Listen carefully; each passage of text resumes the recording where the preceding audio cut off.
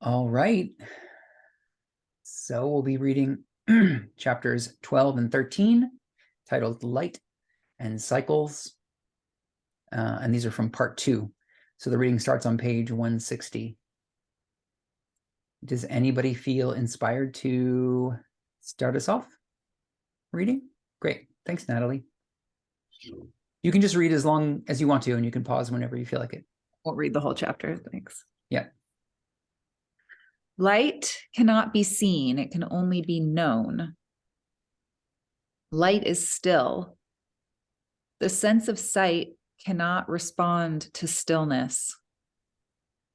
That which the eyes feel and believe to be light is but wave motion simulating the idea of light. Like all things else in this electric wave universe, the idea of light cannot be produced. Electric waves simulate idea only. They do not become idea. When man sees the light of the sun, he believes that he is actually seeing light when the nerves of his eyes are but feeling the intense, rapid, shortwave vibrations of the kind of wave motion which he senses as incandescence. The intensely vibrant electric current mirrored into the senses of the eyes fairly burns them. They cannot stand that high rate of vibration. The eyes would be destroyed by such a vibration, but light would not be the cause of that destruction. Fast motion simulating light would be the cause. It would be like sending a high voltage electric current over a wire so fine that the current would burn it out. Man likewise cannot see darkness. The nerves of his eyes, which sense motion, slow down to a rate of vibration which he can no longer feel. Man is so accustomed to the idea that he actually sees light in various intensities illuminating various substances to greater or lesser degree, that it is difficult for him to realize that his own senses are but acting as mirrors to reflect various intensities of wave motion. But that is all that is happening. Every electrically conditioned thing in nature reflects the vibrations of every other thing to fulfill its desire to synchronize its vibrations with every other thing. All matter is the motion of light. All motion is expressed in waves. All light waves are mirrors which reflect each other's condition unto the farthermost star. This is an electrically conditioned wave universe. All wave conditions are forever seeking oneness. For this reason, all sensation responds to all other sensation. Is light a wave or a corpuscle? Much controversy has arisen as to whether light is corpuscular as Newton claimed it to be, or a wave. There is much evidence in favor of both theories. It is both. Light is expressed by motion. All motion is wave motion. All waves are expressed by fields of equal and opposite pressures of two-way motion. The entire volume within wave fields is filled with the two opposite expressions of motion: the positive expression, which compresses light into solids, and the negative expression, which expands it into space surrounding solids. All space within wave fields is curved. Curvature ends at planes of zero curvature, which bound all wave fields. These boundary planes of omnipresent magnetic light act as mirrors to reflect all curvature into all other wave fields in the universe and as fulcrums from which motion in one wave field is universally repeated. All matter is wave motion. Together, these constitute what we call matter and space. It has been difficult to conceive light as being purely corpuscular, for light is presumed to fill all space. Space is not empty. It is full of wave motion. Corpuscles are matter of one half of wave cycles of light. Space is the other half. There need be no mystery as to whether light is corpuscular or wave, for waves of motion which simulate the light and darkness of space are all there is. The light and motion of solid matter and of gaseous matter of space differs only in volume and condition. Water of earth is compressed into small volume, while water of the heavens is expanded thousands of times in volume. Each condition is the opposite half of the cycle of water. Water vapor is water turned inside out. It again becomes water by turning outside in. Expansion-contraction sequences result from this process. Okay, I'll do one more section. All matter is simulated light. Water of the heavens still is water, and it still is light waves. No change whatsoever has taken place between the waters of earth and those of the heavens, except a change of its condition from positive to negative preponderance. This change is due solely to a change of its direction in respect to its center of gravity. All dense cold matter, such as iron, stone, wood, and all growing or decaying things, are light. We do not think of them as light, but all are waves of motion, and all waves of motion are light. Light is all there is in the spiritual universe of knowing, and simulation of that light in opposite extensions is all there is in the electric wave universe of sensing. The simulation of light in matter is not light. There is no light in matter. Perhaps the confusion which attends this idea would be lessened if we classify everything concerning the spiritual universe, such as life, intelligence, truth, power, knowledge, and balance, as being the one light of knowing, and everything concerning matter and motion as being two simulated lights of thinking.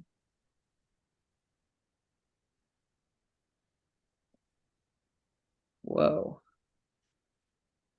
Thinking expresses knowing in matter, but matter does not think, nor does it know.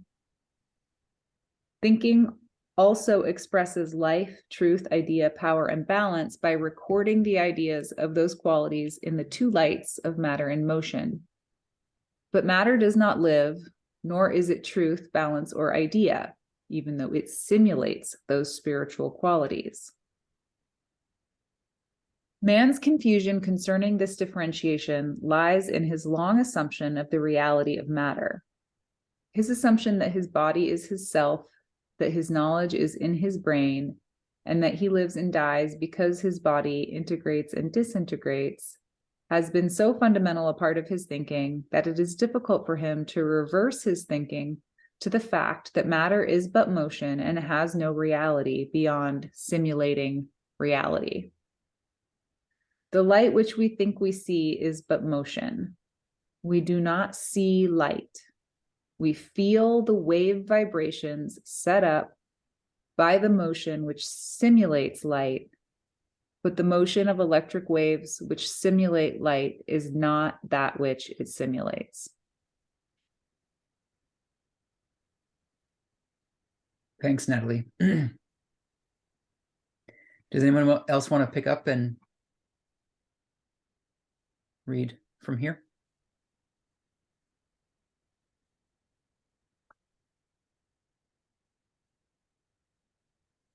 No takers? Okay. We're going to go to Anna. So Diana will go next, and then William, you can take the next one. Okay. All the people will read now. Yeah. I was ready to read too. Great. Okay. We're at confusion, right? Yep. Okay. Confusion concerning light corpuscles. There is much confusion concerning the many kinds of particles of matter, such as electrons, protons, photons, neutrons, and others. These many particles are supposedly different because of the belief that some are negatively charged, some are positively charged, and some are so equally charged that one supposedly neutralizes the other. There's no such condition in nature as negative charge, nor are there negatively charged particles. Charge and discharge are opposite conditions, as filling and emptying, or compressing and expanding are opposite conditions. Compressing bodies are charging into higher potential conditions. Conversely, expanding bodies are discharging into lower potential conditions. To describe an electron as a negatively charged body is equivalent to saying that it is an expanding, contracting body. Contracting and expanding bodies move in opposite directions. Contracting bodies move radially inward toward mass centers, and expanding bodies move radially outward toward space which surrounds masses. In this two-way universe, light, which is inwardly directed toward gravity, charges mass and discharges space. When directed toward space, it charges space and discharges mass. All direction of force is nature, in nature, is spiral. The charging condition is positive. It multiplies speed of motion into density of substance. The principle of multiplication of motion, because of decrease of volume, is the cause of the acceleration of gravity. The discharging condition is negative. It divides speed of motion into tenuity of substance. The principle of the division of motion because of expansion of volume is the cause of the deceleration of radiation. One can better comprehend this principle by knowing that what we call substance is purely motion. Motion simulates substance by its variation of pressures, its speed, and its gyroscopic relation to its wave axis. Particles are variously conditioned as to pressure, but there are no different kinds of particles. All are light waves wound up into particles which are doubly charged. Their position at any one point in their wave causes them to have the electric condition appropriate for that point. Light particles are forever moving in their octave waves. All are either heading toward their cathode or their anode, which means toward vacuity or gravity. They are all moving either inward or outward, spirally.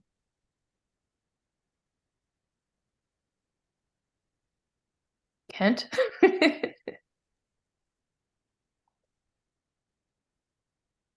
All right, great. Thank you for the invitation. My voice is a little hoarse today. I'm not sure why. All light particles are alike.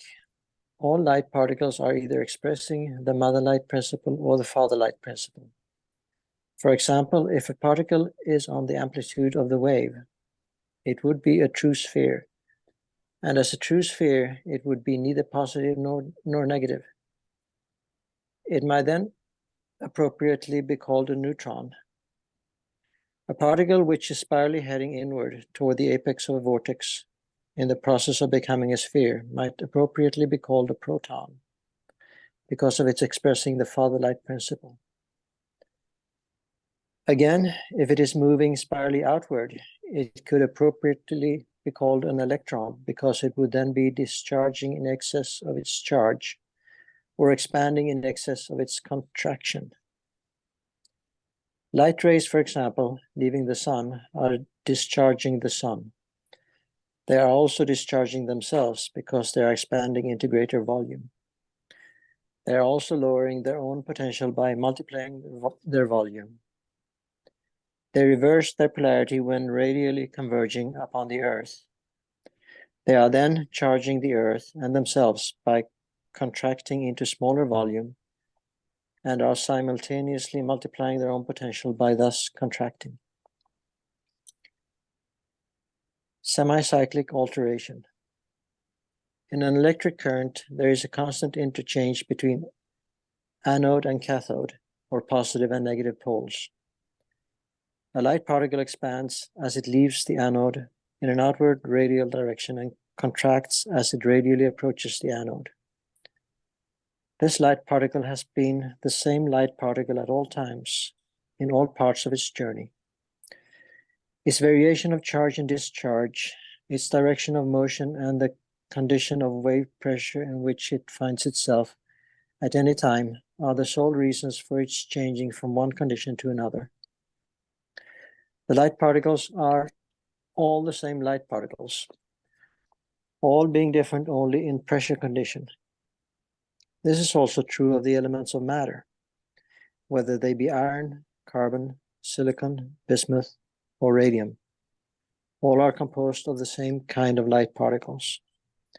They all seem to have different qualities and attributes, but those qualities and attributes are likewise given to them purely by the positions they occupy in their waves. All right. William, do you want to continue?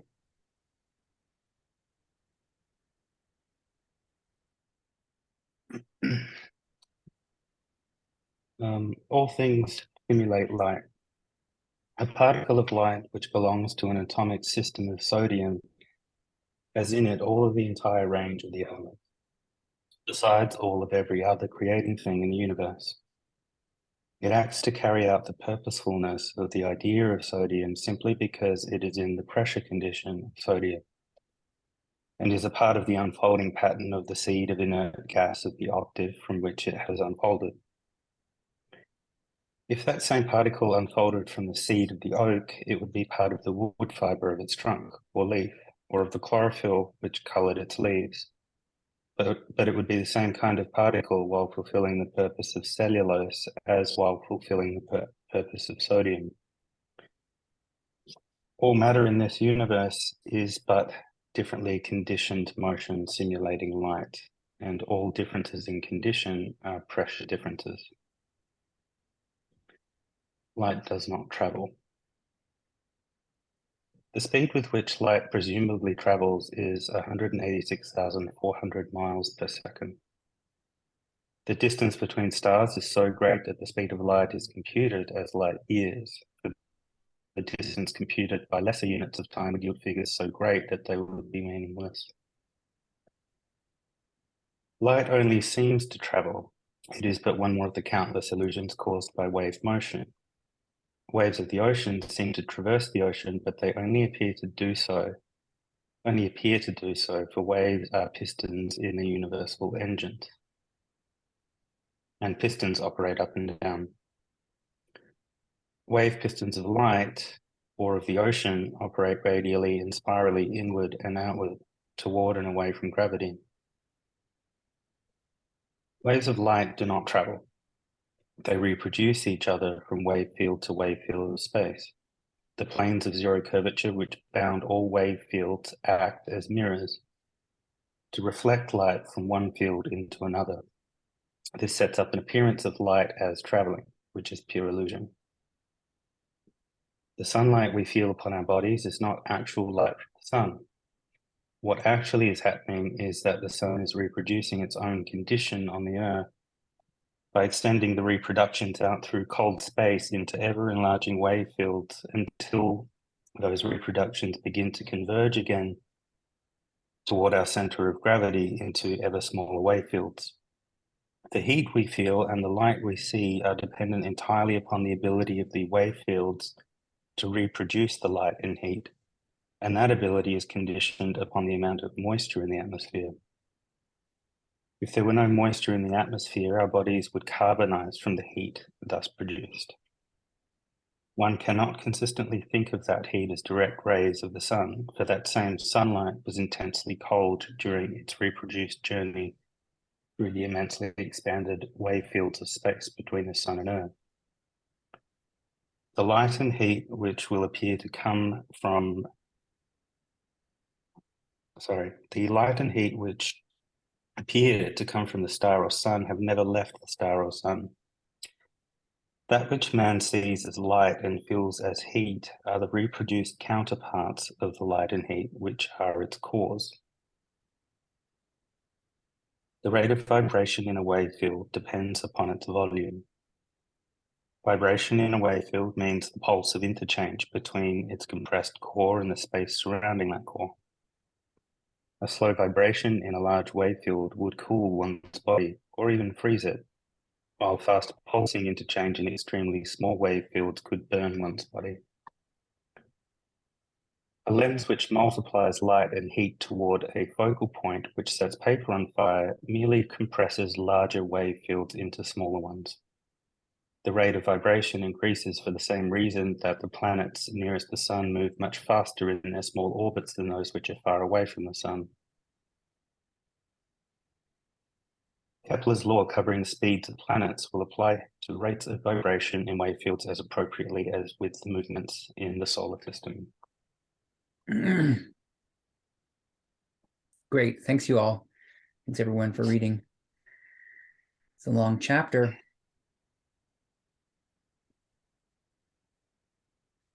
So we'll pause there and let's kind of go back through it and see if we can land it a little bit. See if it can start to make sense of what he's saying. I guess I'll just open it up for any comments. If anybody noticed anything or thought something was interesting or had any specific questions, we can start there. Yeah, I have a question. Yeah. In a couple of places, light is referred to in its spiraling function. Mm-hmm. And I'm wondering, does that have anything to do with what Ra talks about, the upward spiraling line of light and the light that goes into the pyramid into 2.5 spirals and one comes off the top? Bingo. That is precisely what we're talking about. I'm gonna go ahead and share my screen, and I'm gonna max this out, and I'm gonna scroll down to part 3 and see if I can find a diagram of these spirals so we can start integrating some visuals. All right, so figure 49. I don't know if let me make that bigger.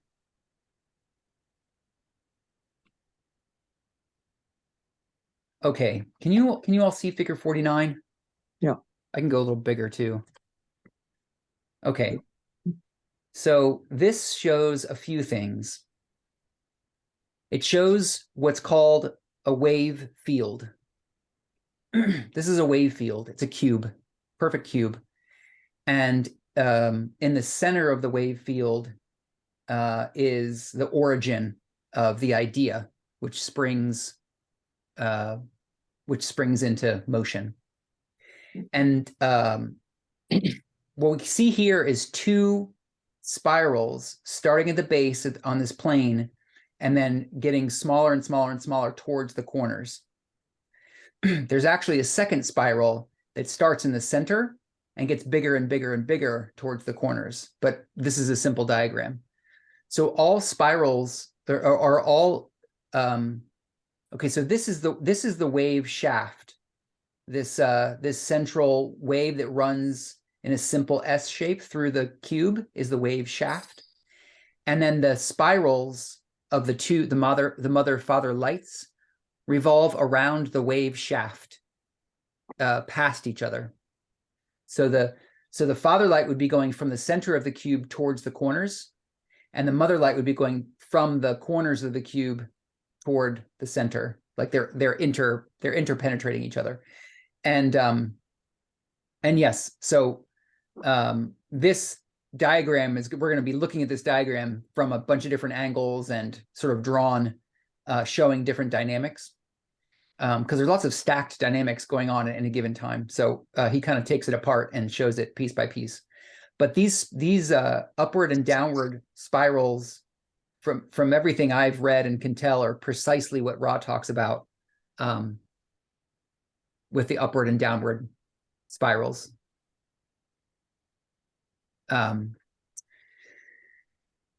Yeah. But if light does not travel, how does it move through the pyramid? And what is the upward concept that's being discussed by Ra?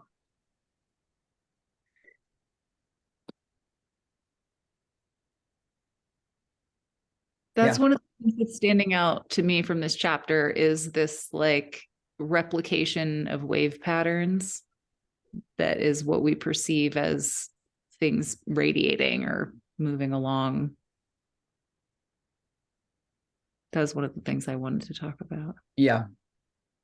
A little mind-boggling. Yeah.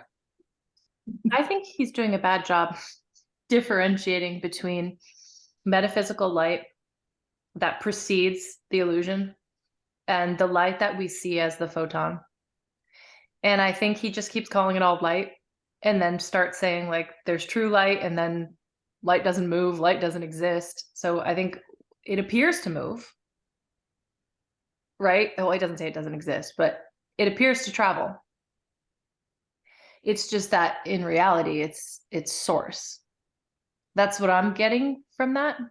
So in our illusion, I think it's perfectly valid to think of light as traveling, but then there's this other layer of how waves transfer, which Aaron, I don't know, maybe you can speak to because I can't.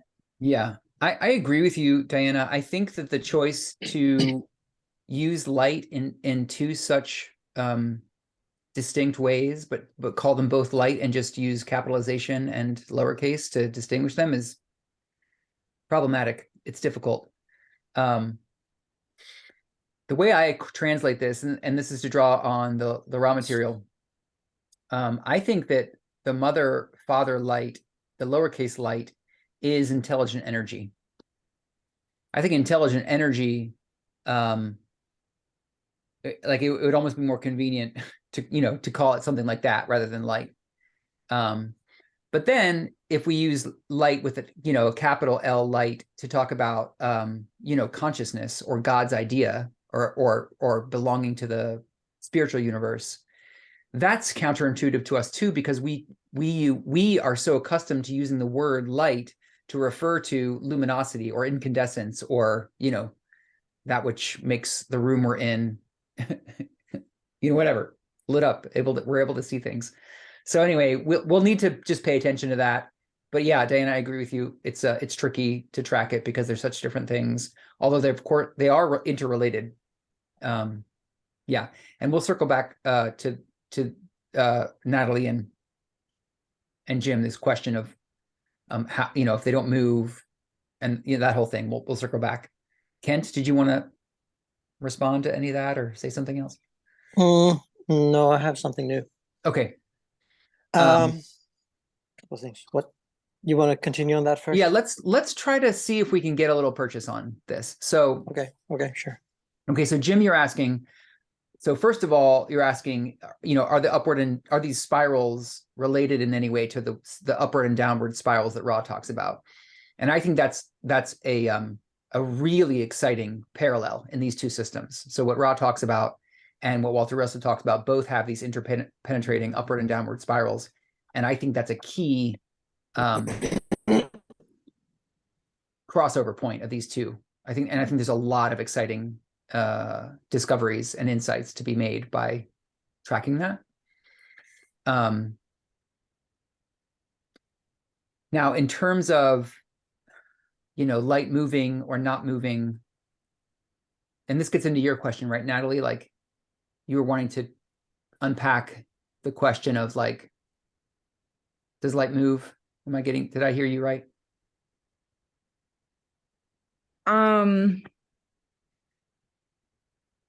Just all of it. I mean, even this little like side convo in the comments over here with BJ, it's like if the third distortion is light and everything is made of light, then I thought matter was all light. And then BJ says, but if light with a capital L is God, then that doesn't seem true either. I don't know. It's just the whole thing is like, doesn't, it's like a mind fuck. Mm-hmm. Yeah, totally fair. It's totally fair. And it was for me too on my first read through this book. And now that I've read it through so many times, and I've also read enough of the other of his teachings, I finally have a little bit of a visual model. So when we're reading, I'm kind of seeing images, and I don't think that's the case for many of you yet, unless you're incredibly visually inclined. And so we're just building a scaffolding of concepts on this pass through. And I just, again, I feel apologetic because I know I'm trying to take responsibility for helping unpack this for you guys. But until we get into more of the visual representation of what he's talking about, it's just going to be, it might not fully form yet. It might not fully click. And so we'll just have to do our best to build on what does click and take it from there. Okay, so I see William's hand up, and also Diana. And Kent still has his hand up. So go ahead, William.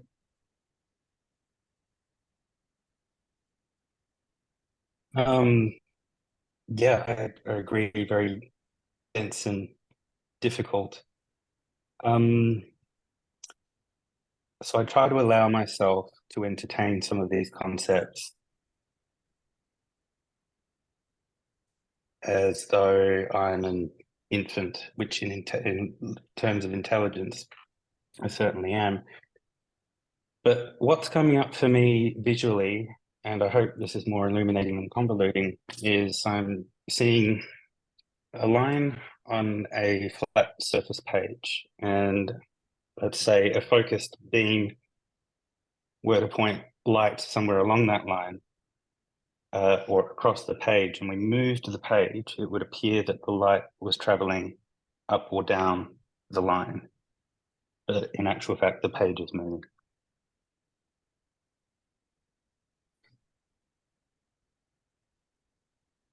Okay, maybe Cool. only in here. Yeah. Yes, I appreciate your willingness to bring a beginner's mind to this. I think that's appropriate and necessary. And it's a little uncomfortable at first. It was for me, but that's the spirit, and I appreciate that. And then I didn't fully get your graphic, but I appreciate that you're building one. And if it's working for you, then keep at it. Okay, better luck next time. Yeah. Diana? I think maybe Kent had something to say about this subject long Okay. before I did. Yeah, Kent? Yeah, kind of. First, I wanted to make a historical point here that what he said about Newton isn't totally accurate. Newton actually did say that light was both corpuscular and a wave. So Newton was fully aware that light was also a wave, or could be seen as either or. Anyway, okay, that's just a minor digression. Okay. On page 163, under all matter is simulated light, I'm confused about this. Second paragraph, it says all dense cold matter, such as iron, stone, wood, and all growing or decaying things are light, lowercase l. So lowercase l, that would be the light that we see, right? That's based on the electron.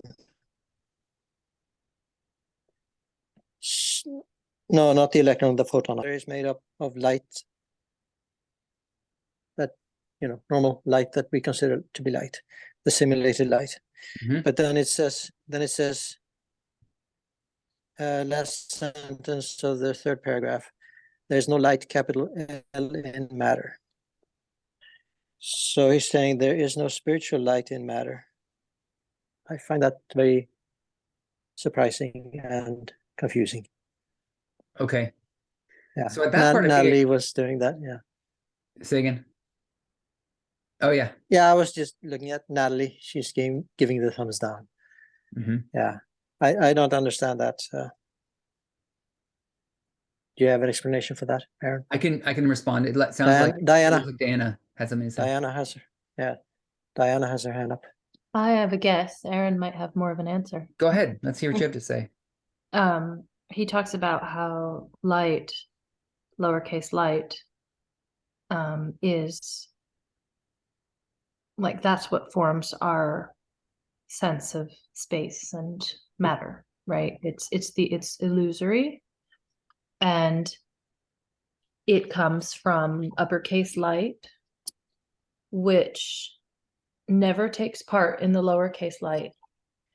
Lowercase light is like a simulation of uppercase light.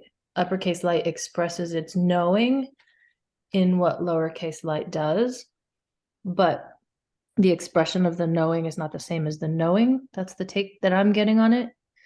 So it's like the illusion can never be the ultimate still undistorted reality, and the ultimate still undistorted reality can never be the illusion, and therefore there's nothing of lowercase light, of uppercase light in lowercase light, even though lowercase light is a product of uppercase light's beingness. That's my take. What do you think, Aaron? You nailed it. Cool. Yeah, I couldn't have said it better myself.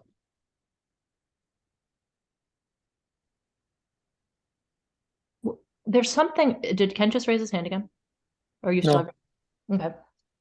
There's something that like I know I should know by now, and I think I even asked the question last time. So sorry. Is uppercase light the pure unpolarized one, or is uppercase light the creator with the lights on that is concomitant with the first distortion, where the creator discerned a concept, and now you have this creator that lives, that just completely dwells in the realm of illusion because it can experience, and it can experience because it simultaneously distorts itself into everything that there is. So like I've always thought of all experience as being within the realm of illusion, even though it's essential. So when I think of uppercase L light, is that the primal one, or is it the version of the one infinite creator that is aware in the sense that it experiences? That's a wonderful question. Let me explore the question with you by asking another question and this is to anyone. Ra talks about, this is going to draw on the raw material. So Ra talks about intelligent infinity in two forms, the unpotentiated and the potentiated, or the, right? Aren't there sort of two modes of intelligent infinity? Right. And so where I go with your question, Diana, is like, I think uppercase light, we're either talking about potentiated intelligent infinity, or we're talking about the mind of the logos. And honestly, I don't exactly have a great map of the difference between potentiated intelligent infinity and the mind of the cosmic logos. I don't know what the difference is, and maybe it's the same thing, but that's where we're at. When we talk about uppercase light, we're talking about everything that exists in the mind of God. That's uppercase light. And then the process of the logos thinking is the process of taking apart the infinite idea, choosing what of infinity is interesting to that logos, and then setting that into motion through thinking, and then which generates light, which generates space-time, which generates, some portion of infinity, which is a part of the universe, or a sun, or a galaxy, or a person, or a tree, or, this sort of thing. Thinking is interesting to me because it also seems like a reciprocal aspect. It almost seems like it's property more of the omega version of the creator than the alpha. Like it thinks itself into creation, but it thinks all the thoughts of its creation, which have free will and inform it of everything that it is. So I don't know if what came first, the chicken or the egg, when it comes to thinking. That throws me too, but that's really interesting. Okay. I've got another question. Yeah, and we didn't really unpack your first one, Jim, but yeah, let's hear it. Ross said that they had become light. Were they uppercase or lowercase light?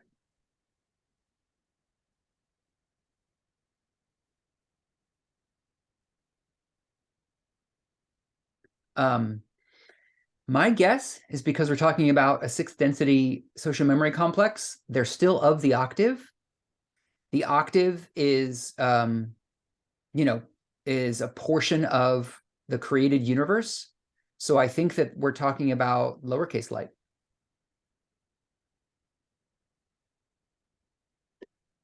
I And think then- I think they're getting close to uppercase light. Yeah. And Well, that's why remember, uppercase light is the only thing that's real.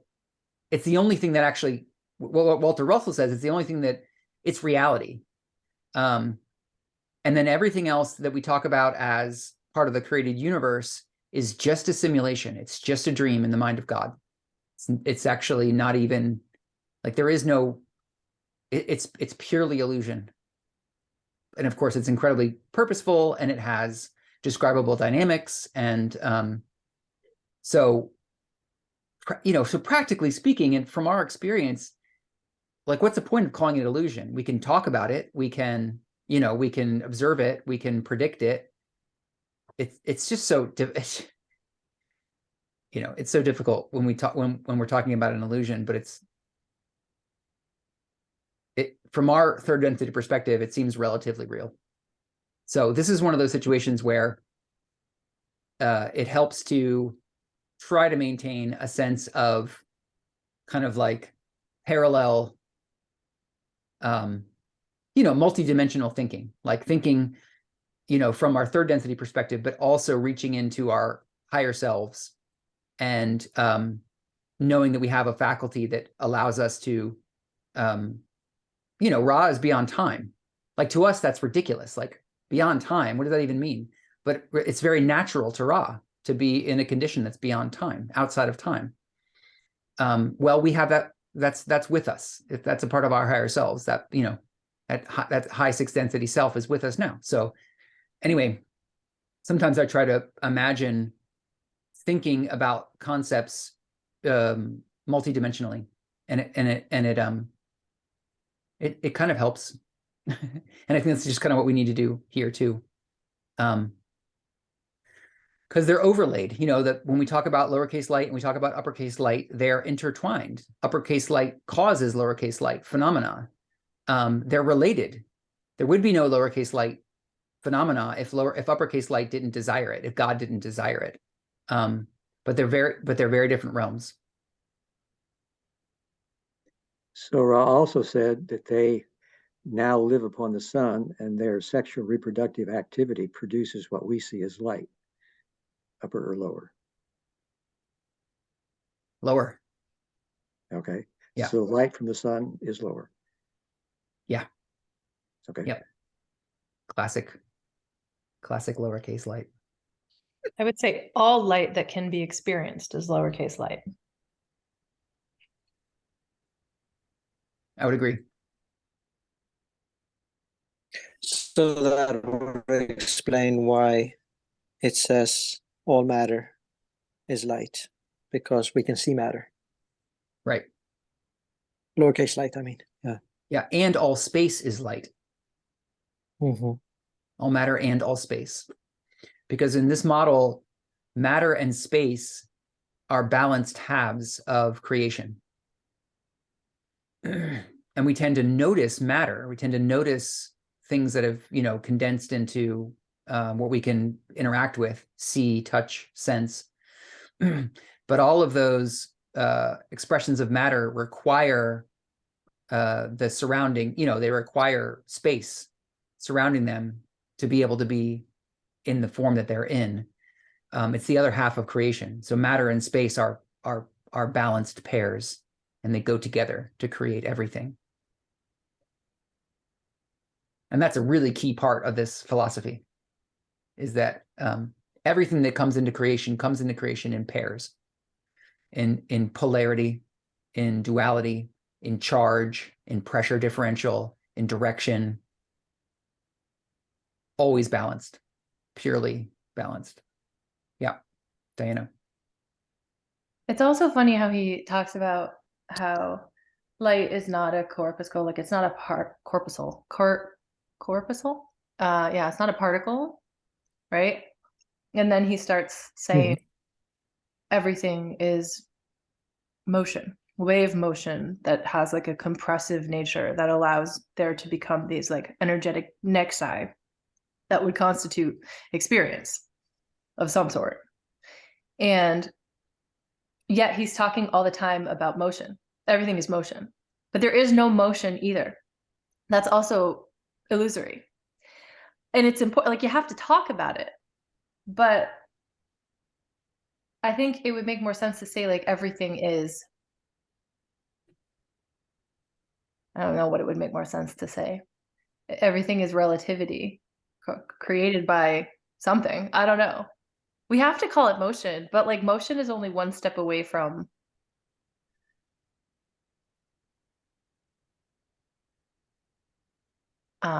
that's not going to be a good thing to try to explain right now. I don't know. I'm just interested in the way he's using motion here, because I don't think that's accurate either, but I think that it's like he probably couldn't do any better. Right? Yeah, I mean, it's also just a limitation of language. You know, it's like trying to name the direct experience, or name our direct knowing, like what we can perceive in meditation, or what we can perceive in, you know, a psychedelic experience or non-ordinary state of consciousness. And then, you know, I think we've all experienced it. Then you try to translate that to a friend or a loved one, and it's like, how much of that, you know, the profound detail of that experience can you actually press through words to be able to translate to someone else? You know, it's very challenging. And we're up against I that. also think I agree, and I think the way that like the way that our minds work creates paradox. So we have to be able to see through the paradox and welcome the paradox and just be like, okay, this is like A is bigger than B, but B is also bigger than A. You know, they're both true. And yeah, I think that expands our understanding when we can welcome the paradox. Yeah. William.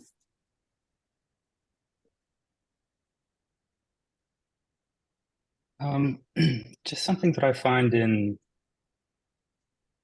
reading or comprehending texts of this nature, and exactly so in trying to explain or iterate it, the internal consistency of what he's saying, in a sense, is more important than what he's actually saying. There's a pattern in everything he's saying. I mean, as much as specific as he's being, even he can only point to what we're trying to figure out here. It can't actually exist on the page in perhaps the terms we'd like it to. That's exactly what I was just thinking. It's a great point, William. It's a really good point. Thanks for making it. Kent? Yeah, what you said, Aaron, really hit home for me, that it could be a matter of the language and trying to play it. I've had that experience myself when I've had some intuitive understanding at some point, and then I wanted to explain it to another person, and it might not have crystallized enough in my own mind to be able to explain it to another person. And I can see how that could be the case here. He might have a little trouble putting it into words for other people. So yeah, that made sense when you said that. Yeah, languages we're you know, it's a bit clumsy, but it's what we've got here in this density to be able to do what we're doing. So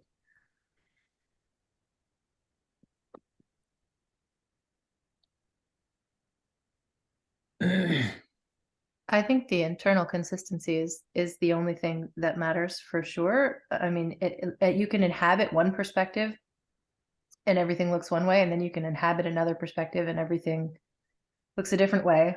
And sometimes when you get really deep into this stuff, it's hard to maintain one perspective. But I also think he's not very internally consistent, Walter Russell, in his descriptions. And maybe I'm wrong. Maybe I need to reread it. I feel bad because I'm coming down on this guy and he's brilliant and amazing and helpful and I love him and I'm grateful for him and all that. But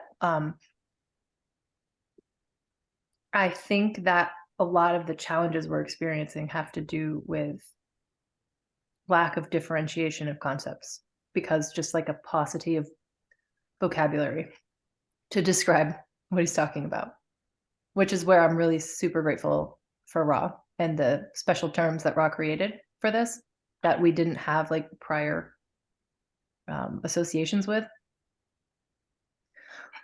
But it's awesome.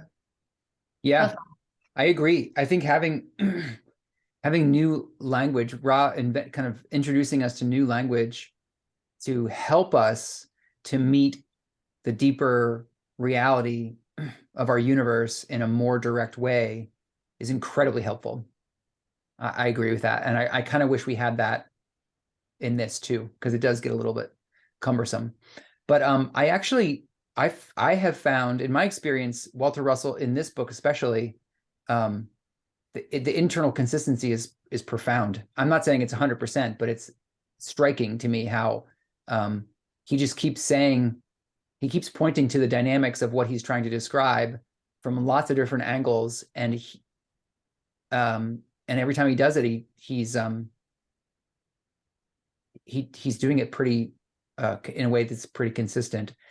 And that when I'm talking about the dynamics of the physics he's describing, he talks a little bit about social dynamics, and he talks a little bit about human behavior. And some of those parts of his sharings are a little more messy to me and a little less consistent. But when he's pointing to the model and the geometry and the dynamics at play, he's actually genius. I mean, it's incredible how consistent he is in my experience. Are you having the experience that, because my experience has been that the model is very internally consistent, but that the words used to describe it sometimes can be taken, are kind of equivocal. That's what's happening to me, but maybe I'm just not closely reading enough. Are you feeling that even the words that he's choosing are differentiated enough? Well, again, I agree with there is a limitation in like the word light specifically is a challenge because of how that word is used in two very different ways. But otherwise, yeah, I think that the word choice is working for me. Then I probably just need to reread it. Thank you. Yeah. The last session when Natalie asked the question about heat rising versus heat, coming down, that was one part that threw me for a loop. That didn't seem consistent. I actually did ask, I reached out to try to figure out if someone else could help me understand that. But that's one place that I didn't find that to be consistent. And I wasn't sure if it's just not consistent with our senses and our senses are fooling us or what, but what he wrote about heat rising or no, heat falling it was confusing to me. And like, Natalie, you pointed that out and I was just like, yeah, I don't know what he's talking about there. That was one place where it wasn't consistent. Yeah, keep reading. Yeah, okay. Yeah, good idea. Oh, geez, we're 18 minutes. Okay, I will take a pass at reading the next chapter, chapter 13. Cycles. All energy is expressed in wave cycles. A cycle is a two-way electric journey from a compression point of rest, where gravity ceases and radiation begins, to an expansion point of rest at wave field boundaries, where radiation ceases and gravity begins. It is the universal heartbeat of this pulsing universe of two-way motion. The life-death cycle of man is one wave in an electric current. Growth and decay, or the incoming-outgoing breath, are two halves of cycles. Matter is expressed in two-way cycles because matter is but a record of God's knowing, expressed by the two opposed desires of his two-way, self-voiding thinking. All nature is an expression of the two desires of the Creator. The desire for separation from the oneness of rest in Him into a multiplicity of imaged forms of His imagining, and for avoidance of that multiplicity by a return to rest in His oneness. A cycle is like winding and unwinding a clock spring, except that matter is wound up into visible spheres and unwound into invisible cubes. The unwinding of a clock spring is a reverse process from that of its winding. Nature is continuous. It never reverses. Like the piston in an engine or two children on a seesaw. Nature turns its waves inside out and outside in a continuous spiral flow of direction. Solid matter gradually interchanges with space in its breathing cycles until gravitation has attained its maximum. Radiation then exceeds the power of gravitation, and matter begins to expand instead of to contract. Radiation is light outwardly bound from the seed. Gravitation is light inwardly bound toward the seed. Outwardly bound light manifests the unfolding of patterned light from the seed. It is the mother of creation. Inwardly bound light manifests the refolding of patterned light into its seed. It is the father of creation. The mother of creation gives patterned bodies to idea by unfolding idea unto the heavens. That is the first half of every cycle. The father refolds all unfolding idea back toward its seed. Otherwise, the unfolding form could not become visible as matter. That is the second half of every cycle. All growing things manifest this unfolding and refolding process in every pulsation of interchange between the father-mother lights of creation. The outward-inward breath of all things is the constant, interchanging, cyclic process by means of which one opposite gradually becomes the other, until each becomes the other in totality by completing the interchange. Each outward-inward breath is a cycle. Each half cycle is canceled by its other half until both are canceled. Neither then manifests. Both disappear into their equilibrium to reappear as the other. Life and death gradually interchange to cancel each other for the purpose of repeating the cycle of life and death. Death is born in the same cradle with life, but life is strong while death is weak. From the very first breath of the newborn babe, death voids life by each outward breath, and life voids death by each inward breath. At maturity, death has become balanced with life, and death then becomes stronger until both disappear to reappear with life as the stronger and death the weaker opposite. This expanding universe. It is said that the universe is expanding to a heat death, that all heat is gradually going out of the universe, leaving it utterly cold and empty. It is believed that radiation is a downhill flow of energy, which is not compensated for by an equal uphill flow. Radiation is known as radiant energy. Radiation is but the outbreathing of this universal body, which breathes in its entirety exactly as man and all things else in nature breathe. Radiation is the unfolding mother light. The inbreathing of nature is gravitation. Gravitation is the father light, which refolds that which unfolds. For every drop of water that radiant energy discharges from the earth, gravitation energy charges it with falling waters. One of these opposites is the downhill flow of expressed energy, and the other is its equal uphill flow. Every creating thing in this universe has a father and a mother, not only animal and vegetable life, but every corpuscle of matter in the universe. Likewise, every creating thing is both father and mother. The mother borns the father, and the father borns the mother. The proton borns the electron, and the electron the proton.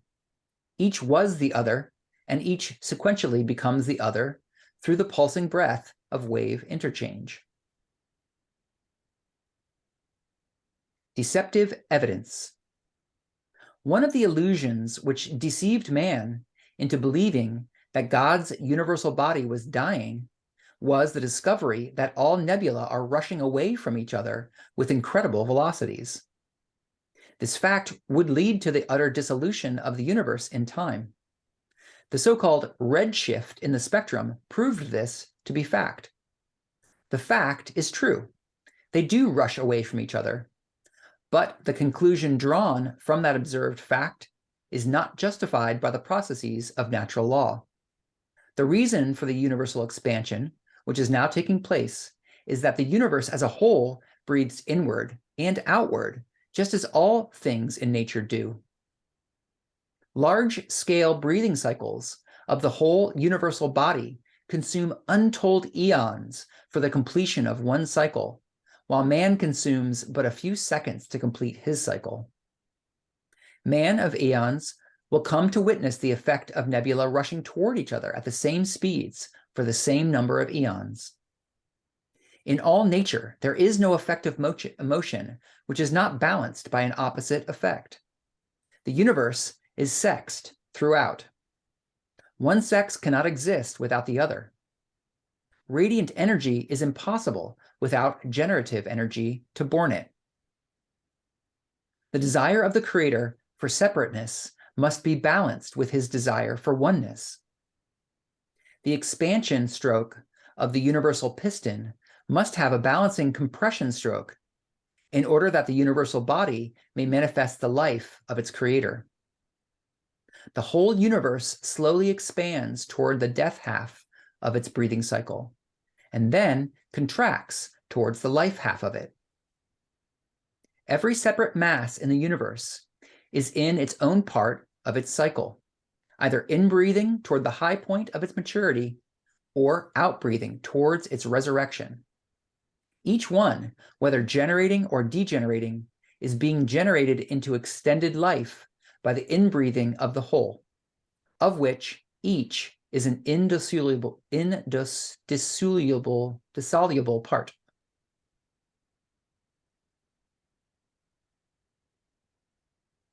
That word is so hard. I always trip on that word.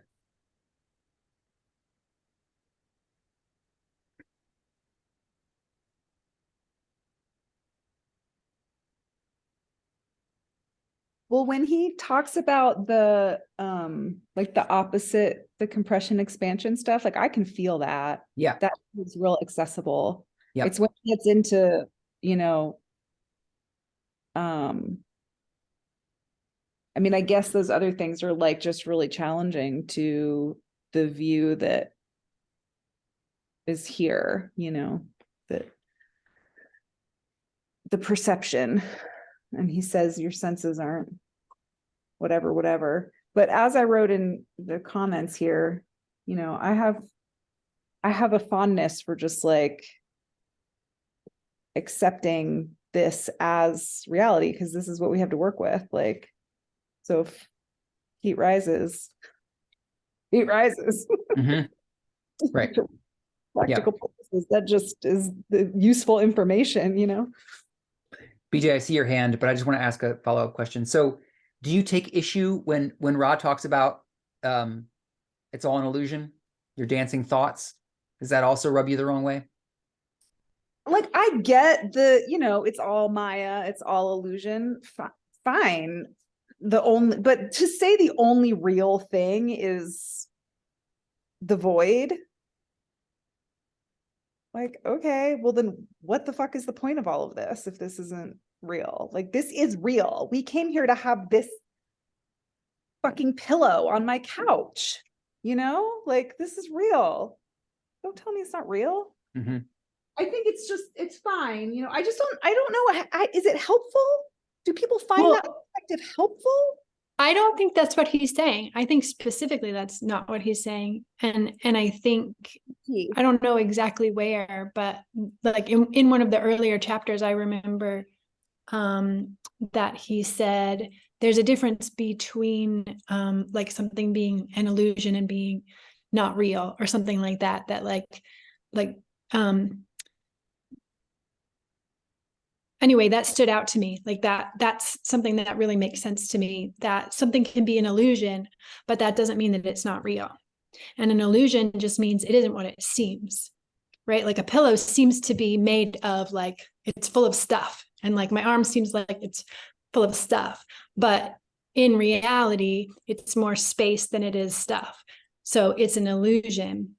So anyway, I just have a different take. Like, I don't think that he's saying that it's not real, but that is an illusion. You know, it's not what it appears to be. So, thanks, William. So I hear that. And I do think that like a lot of whatever I take issue with any of this stuff is semantics, probably. And this is really the thing that I've been wanting to talk about all night, which is the use of the word simulation. Mm-hmm. I've been in a deep, engaged contemplation and conversation about this word and concept of this being a simulation. And like, I think people mean different things, you know, like certainly I don't think Walter Russell thought that when he said that we're like ants in an ant farm that like some big aliens are tinkering with and watching and going, ooh, well, now what'll they do if we put this food over here, or this vaccine over here, or whatever, you know?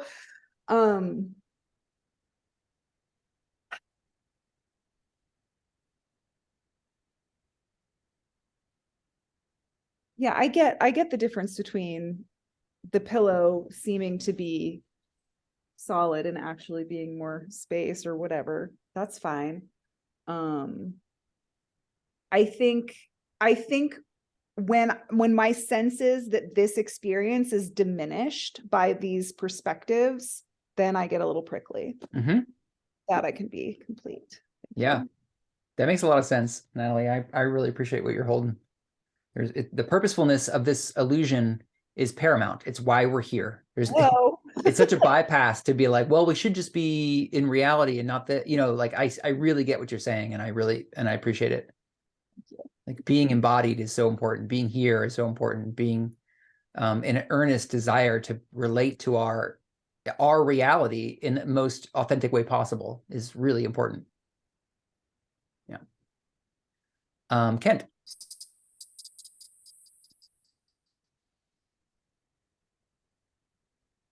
I think he's frozen. Yeah, maybe so. If we are ready to move on to a new topic. Yeah. Are we? Yep. Can you see me? Can you hear me? It's a little We can shaky. hear you a little bit. You can You hear might me? want to turn off your video and then we might be able to hear you better. Okay, let's try it. Stop video. That's Okay. Can you hear me better now? better. Yeah, we can hear you. Okay, good.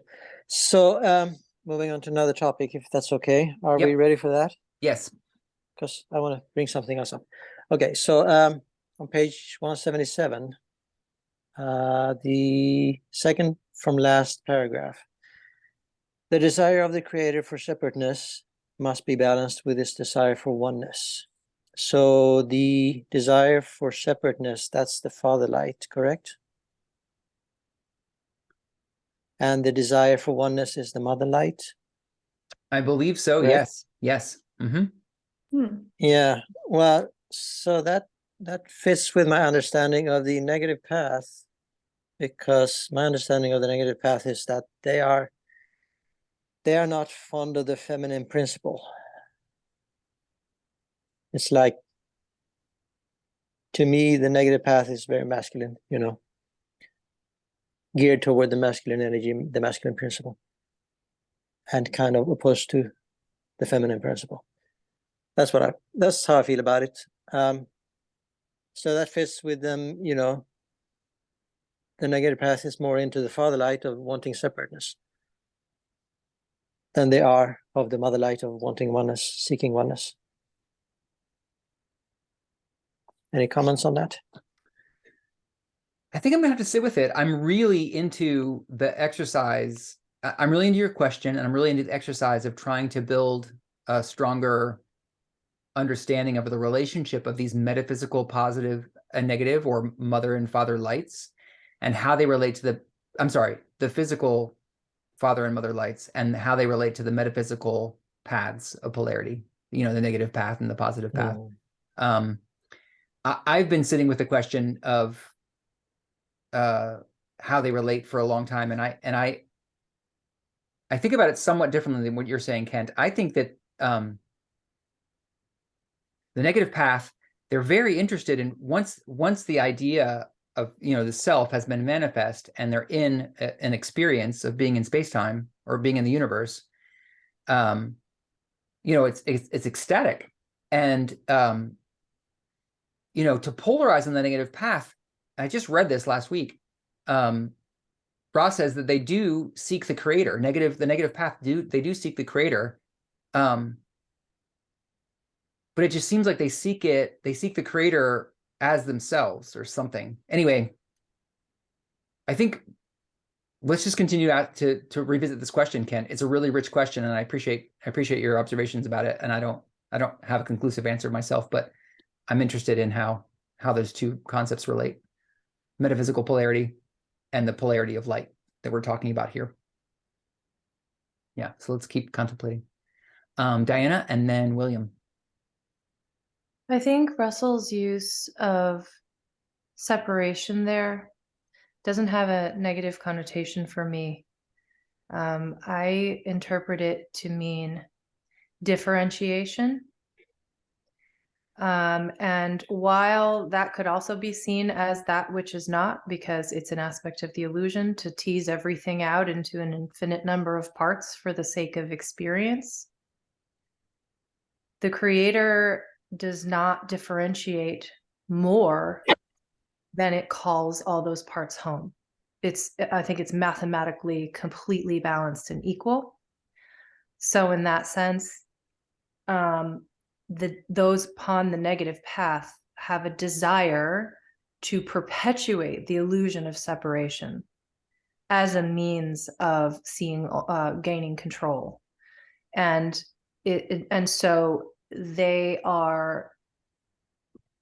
could be seen to be moving in a way that I don't want to say is imbalanced, but momentarily is attempting to upend the balance. I think that's all I'll say right now, because I think I'm probably even distorting my own thoughts at this point. I just don't understand. Yeah, can I respond to that?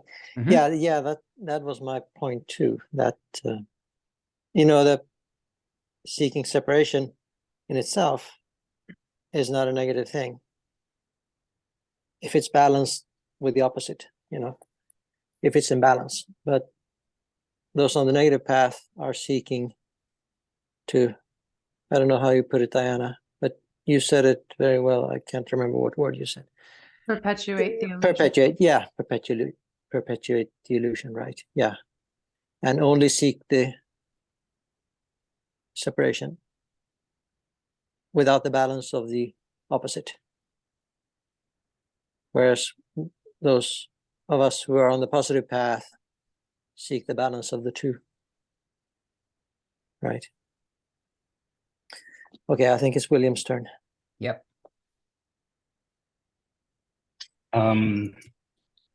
Tenuous ground and what I had kind of shifted on for me, so I don't want to trip over myself or waste anyone's time. So you're gonna skip All your good. Okay, got it. Thanks.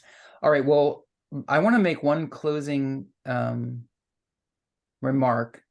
We're just a couple minutes past time, so I want to close this, but I want to just share this insight that I have about this material and this model of the wave field and the cube and the sphere. So the one infinite creator has quite a conundrum on its hands of being this infinite being, infinite potential, infinite power. And yet, in its undifferentiated, unmanifest form, there's no distance from itself to be able to have experience. And so it has to invent, it has to contrive some way to be able to create a condition where it can simulate separation from itself. It can simulate distance. It can simulate some opportunity for it to experience finity instead of infinity. And I think this wave, I mean, this cubic, this mirror plane cubic geometry is the device. It's the device that God created so that it could pour itself into it to have the simulation of separateness from itself so that it can experience.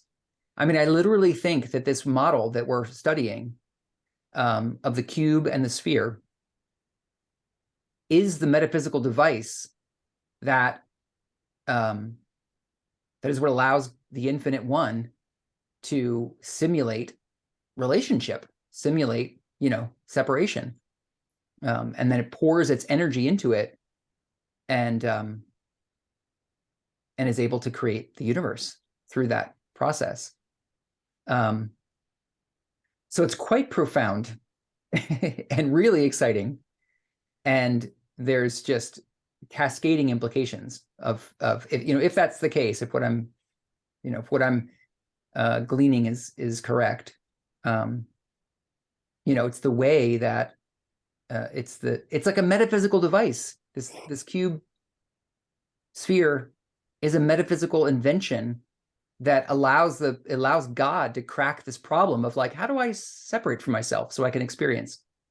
And this is it, and that's what we're studying. And so it's tricky, it's challenging, and I know there's limitations to the language and the way this was written, and I contend that it's quite worth it to continue and to really lean in and just continue to try to get as much as you can out of this reading. And we'll hopefully so next week we're going to finish up part 2, and then once we get into part 3, hopefully some of the visual metaphors and some of the shapes and dynamics will be a little bit more clear because we'll be looking at drawings and diagrams to help fill out just the pure word approach of these first 2 parts. So that's what I have to say to you all. Thank you so much for sticking with it, for being here, for asking questions, for offering the insights. It's been really stimulating for me. I hope it's been positive for you as well. Thank you for facilitating it, Aaron. I appreciate it. Yeah. Thank you all. Thank you very much, Presence. everyone. All right. We'll see you next time. Take care. Bye-bye. Bye. Thank you, and bye, everybody. Mm-hmm.